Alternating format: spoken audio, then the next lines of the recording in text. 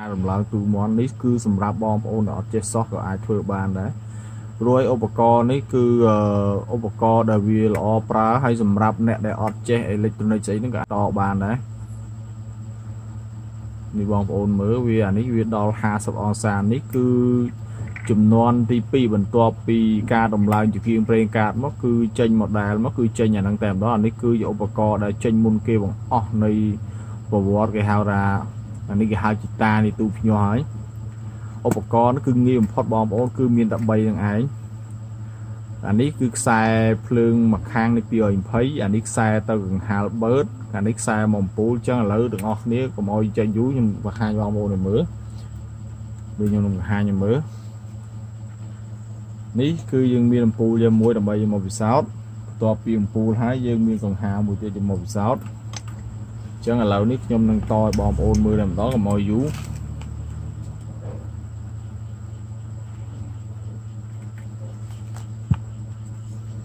នេះគឺខ្សែកង្ហាលមួយខាង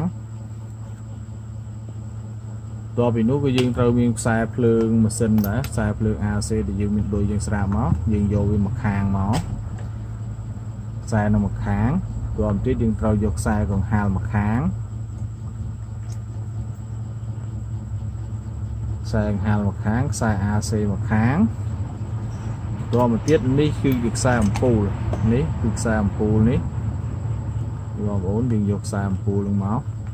យកវាមួយខាងមកដែរនេះបងប្អូនយកវាមួយខាងយកវាមកគួយជាប់គ្នា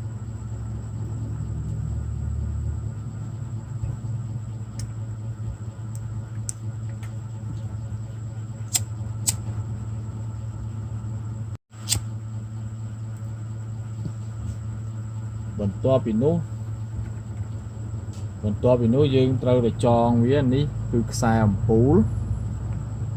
នេះគឺខ្សែអំពូលបងប្អូននេះខ្សែអំពូលអានេះខ្សែកង្ហាលចេះឥឡូវមុនដំបូងយើងចងកង្ហាលមុនគេ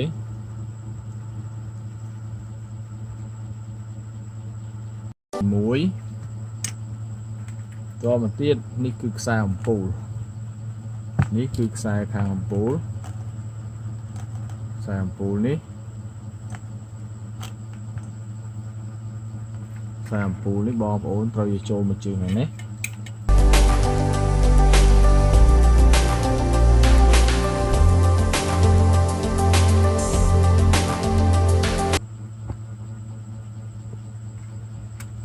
េះហើយ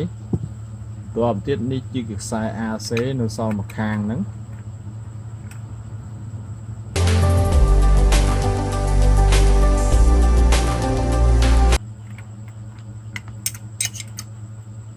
នេះជាខ្សែ sensor របស់វា sensor នេះដាក់ជាប់កម្ដៅរហូតនេះគឺជាកង្ហាលបាទមើលនេះគឺជាកន្លែងដែលយើងសេរីនេះបងប្អូនគឺនៅកន្លែងនេះបងប្អូននេះកន្លែងយើងសេរីហ្នឹង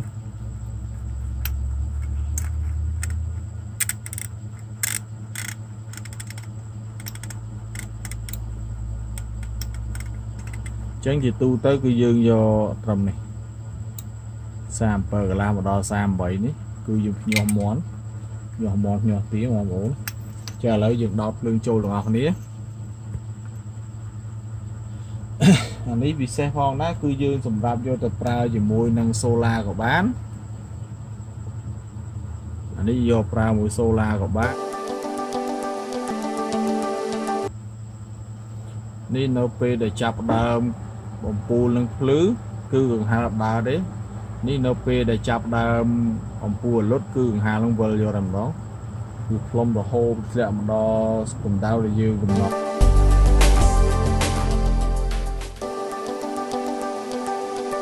នេះអាចប្រើជាមួយនឹងភ្លើង220បានភ្លើង220វ៉ុលនេះក៏បានអាចប្រើមួយភ្លើង220នឹងបានឬក៏យើងអាចតម្លើងជាមួយនឹងឧបករណ៍ភ្លើង12វ៉ុលក៏បាន នេះដែលយើងតម្លើងជាមួយនឹងឧបករណ៍ដែលយើងចង់ប្រើភ្លើង12 V ឬក៏ទៅសូឡាក៏បានអានេះខ្ញុំលើកជាឧទាហរណ៍ជាសូឡា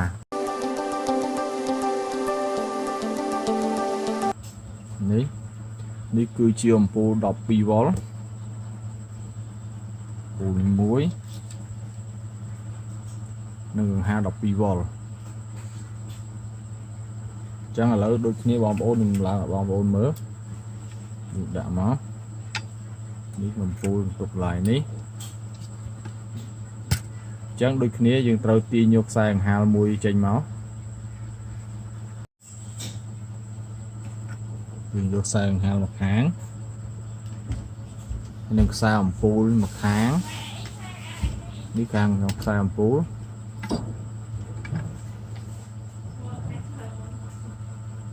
ជុកបោកវាមក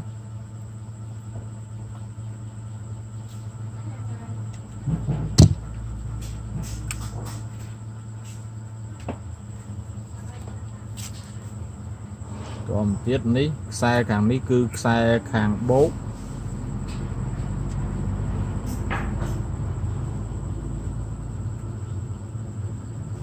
បោកវាមក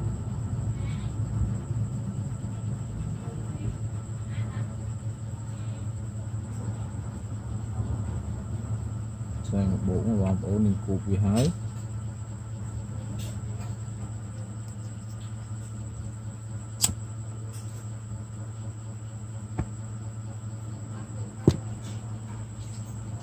បោក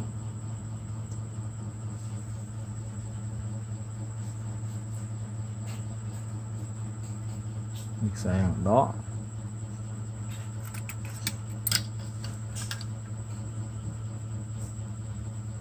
គឺយើងតវាដំឡើងដូចគ្នាអញ្ចឹងបងប្អូនគឺយើងដំឡើងដូចតែគ្នាទេអានេះស្រួលដំឡើងនេះ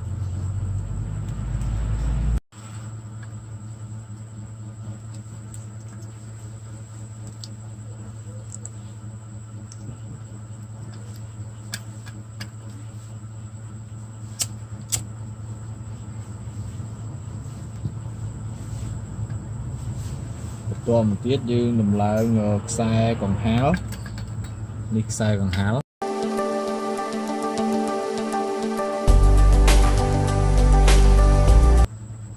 តមកទៀតនេះគឺជាខ្សែអំពូល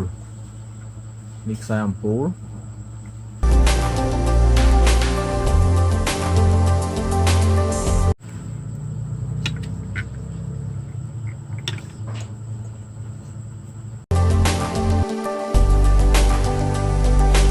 ត្រូវចងចាំថាពេលភ្លើងចូលវាគឺចូលខាងនេះចំណែកឲ្យជើងកណ្ដាលដែលខ្ញុំកាន់យ៉ាងហើយនេះជើងកណ្ដាលសម្រាប់ឧបករណ៍នេះទេណាបងប្អូនសម្រាប់ឧបករណ៍នេះ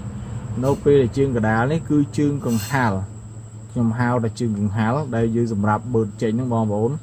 បើសិនជាបងប្អូនចង់ដាក់កង្ហាលមួយទៀតសម្រាប់នៅពេលជាមួយអំពូលនេះគឺបងប្អូនចាប់នៅលើជើងនេះអញ្ចឹងបានន័យថាខ្សែនេះគឺជាខ្សែ in ភ្លើង in ចូលខ្សែកណ្ដាលនេះក៏ខ្សែចេញទៅកង្ហាល